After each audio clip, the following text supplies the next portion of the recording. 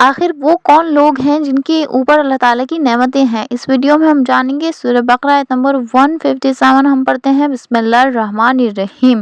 اولائکا کا میننگ ہوتا ہے یہی یا یہی وہ لوگ ہیں۔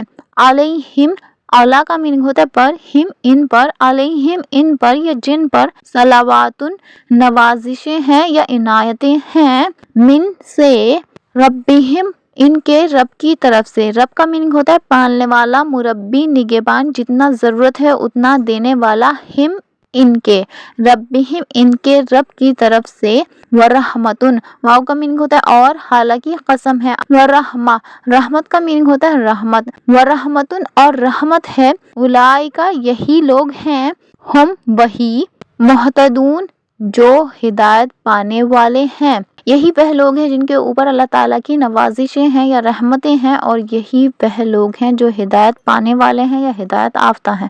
ہوپ آپ کے لیے آیات کلیئر۔ السلام علیکم ورحمۃ اللہ وبرکاتہ۔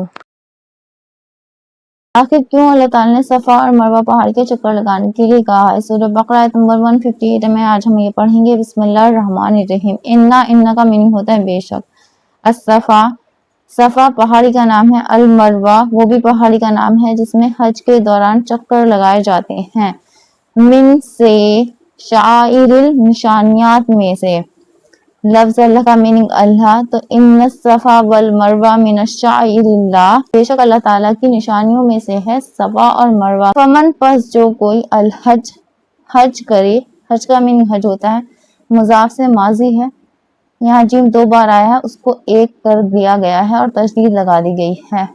تو جو کوئی بھی حج کرے او یا عمرہ کرے، پس جو کوئی بھی حج کرے یا عمرہ کرے۔ ہوپ آپ کے لیے آیت کلیئر ہو۔ تھوڑی سی آیت ہم کل کو پڑھتے ہیں، باقی لمبی بہت زیادہ ویڈیو ہو جائے گی، آج کے لیے اتنا ہی کافی۔ السلام علیکم ورحمۃ اللہ وبرکاتہ۔ بسم اللہ الرحمن الرحیم۔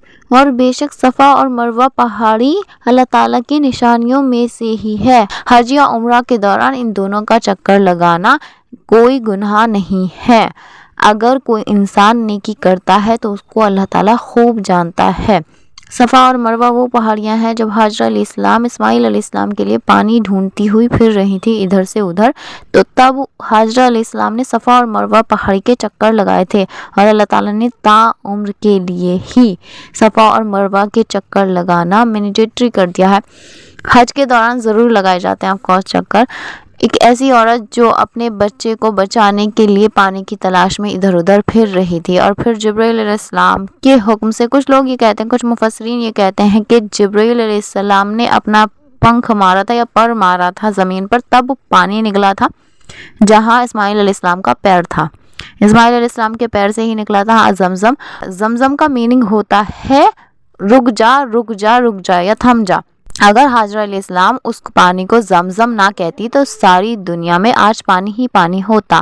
جتنی بھی دیواریں یا ڈولے کہہ لیں حاجرہ علیہ السلام نے لگائی تھی زمزم کے پانی کو روکنے کے لیے، تو وہ وہیں تک ہی سیمت رہ گیا تھا۔ آج بھی زمزم کا کنواں ہے، آج بھی جو زمزم کا پانی پیا جاتا ہے وہ اسی کنویں میں سے نکال کر پیا جاتا ہے۔ ہوپ آپ کے لیے آیت کلیئر ہو۔ جو کچھ بھی میں پڑھاتی ہوں اگر اس کو آپ دوبارہ ریپیٹ کریں قرآن کھول کر تو زیادہ بہتر رہے گا۔ ہوپ آپ کے لیے آیت کلیئر ہو۔ السلام علیکم ورحمۃ اللہ وبرکاتہ۔ کچھ بھی اگر آپ کو پوچھنا ہے تو آپ کامنٹ سیکشن میں لکھ سکتے ہیں۔ آخر وہ کون لوگ ہیں جن پر اللہ تعالیٰ کی لعنت ہے اور لعنت کرنے والوں کی لعنت ہے؟ سورہ بقرہ آیت نمبر 159 میں ہم یہی پڑھیں گے۔ شروع کرتے ہیں بسم اللہ الرحمن الرحیم۔ انا کا میننگ ہوتا ہے بے شک، الذین وہ لوگ جو، اس میں موصولہ ہے جو واقعوں کو جوڑنے کا کام کرتا ہے، یکتمون کتم یکتمون کا میننگ ہوتا ہے چھپاتے ہیں، کتم یکتم مظاہرے سے جمع ہے، ما کا میننگ ہوتا ہے اس میں سے جو، انزلنا انزلا انزلا دونوں کا میننگ ہوتا ہے اتارا یا اتارا گیا اللہ تعالیٰ کی طرف سے، ایک پیسو وائس ہے ایک ایکٹیو وائس ہے، اور نا کا میننگ ہوتا ہے ہم نے، اتارا ہم نے یا نازل کیا ہم نے، من سے بینات کھلی نشانیاں، والہدا واو کا میننگ اور، حالانکہ قسم ہے، ہدا کا میننگ ہوتا ہے ہدایت، والہدا اور ہدایت، من بعدی بعد اس کے، ما جو، بیناہ واضح کر دیا ہم نے، للناسی لوگوں کے لیے، فی میں، الکتاب کتاب میں، उलाइका यही वह लोग हैं, यलअनुहुम लानत करता है उन पर, करता है या करेंगे फेल मुजारे है, हम उन पर, यलअनुहुम लानत करता है उन पर, लफ्ज अल्लाह का मीनिंग अल्लाह, व यलअनुहुम वाव का मीनिंग होता है और, लानत करते हैं उन पर, लाइनून लानत करने वाले। बिस्मिल्लाहिर्रहमानिर्रहीम। और जो लोग भी अल्लाह ताला की उतारी हुई हिदायत और दलीलों को झुठलाते हैं बावजूद इसके कि हमने इनको लोगों के लिए वाज़े कर दी है, तो उनके लिए अल्लाह ताला की लानत है और लानत करने वालों की लानत है।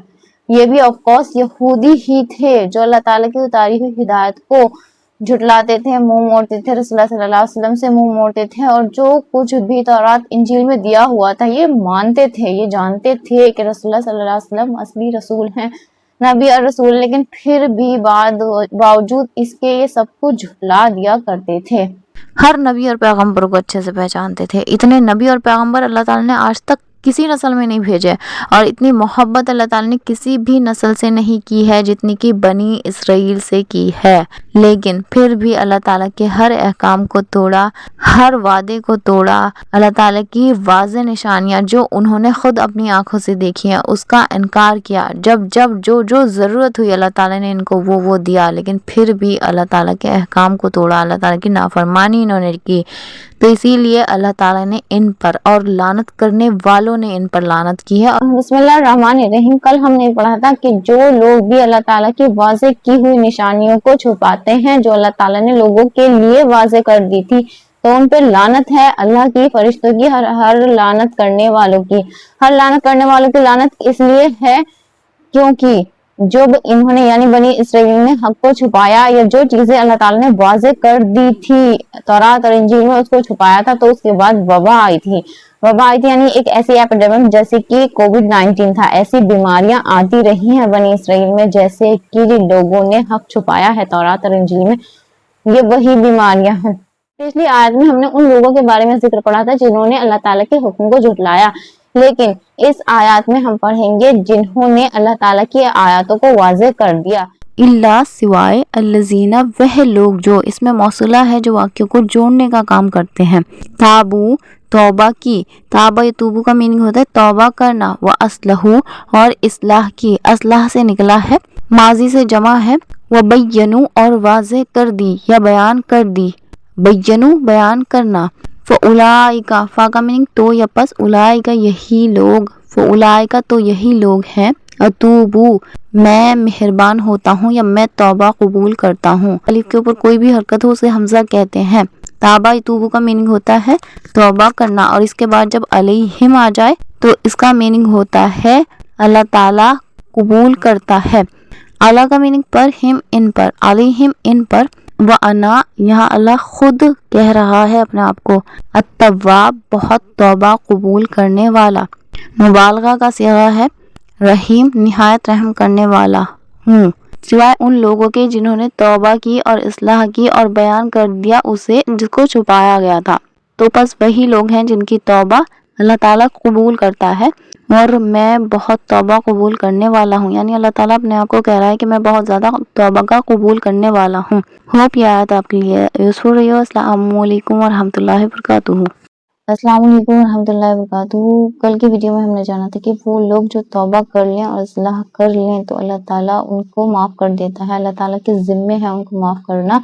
अल्लाह ताला बेशक बहुत ज़्यादा तौबा कबूल करने वाला है। सूरह बकरा आयत नंबर 161 में हम पढ़ेंगे कि वो लोग जो कुफ्र पर ही मर जाते हैं तो अल्लाह ताला उनका क्या हाल करता है या क्या अंजाम उनका होता है।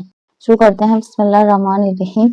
इन्ना का मीनिंग होता है बेशक, अल्लज़ीना वह लोग जो, कफरू जिन्होंने कुफ्र किया, इन्नल्लज़ीना कफरू बेशक वह लोग जिन्होंने कुफ्र किया, व मातू और मर गए, माजी से जमा है, व मातू और मर गए, वहुम वाव हालिया है यहाँ, हम वही, वहुम हालांकि वही, कुफ्फारुन काफिर हैं, और बेशक वह लोग जिन्होंने कुफ्र किया और कुफ्र की हालत में ही मर गए, उलाइका यही वह लोग हैं, علیہم جن پر، اللہ پر، ہم ان پر، علیہم ان پر، لعنت اللہ، لعنت کا میننگ ہوتا ہے لعنت، لفظ اللہ کا میننگ اللہ، لعنت اللہ لعنت ہے اللہ کی، والملائکتی اور فرشتوں کی، والناس اجمعین اور سارے کے سارے لوگوں کی، اور بے شک رہے وہ لوگ جنہوں نے کفر کیا اور کفر کی حالت میں ہی مر گئے، اور یہی وہ لوگ ہیں جن پر اللہ تعالیٰ کی لعنت ہے، فرشتوں کی لعنت ہے اور ہر انسانوں کی لعنت ہے۔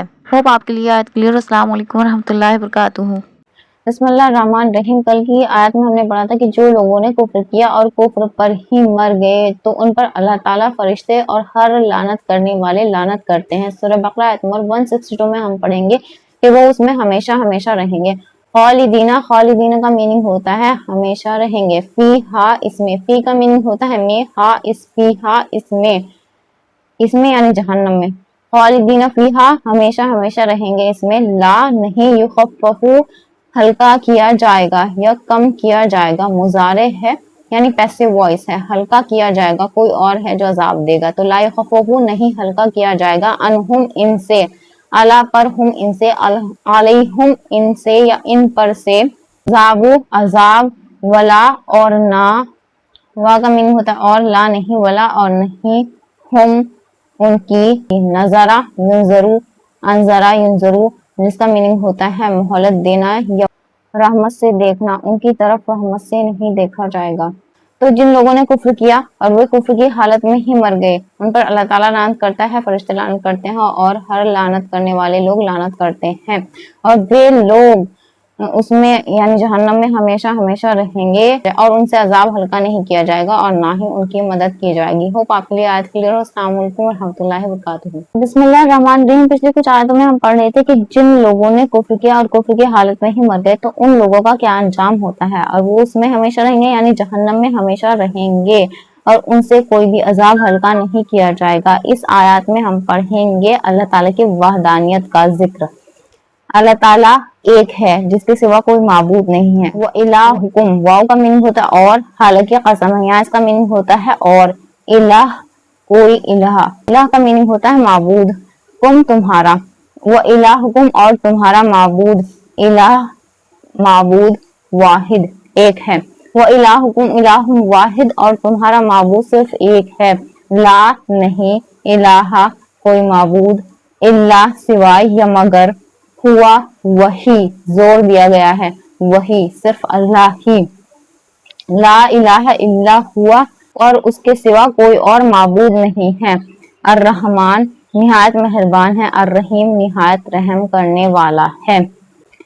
اللہ تعالیٰ کے سوا کوئی اور معبود نہیں ہے، تمہارا معبود صرف ایک ہی معبود ہے اور اس کے سوا کوئی اور معبود نہیں ہے، صرف وہی بہت زیادہ رحم کرنے والا اور مہربان ہے۔ بہت سارے ہمارے معاشرے میں شرک کیے جاتے ہیں، اللہ تعالیٰ کے ساتھ کسی کو بھی شریک ٹھہرانے کو شرک کہا جاتا ہے۔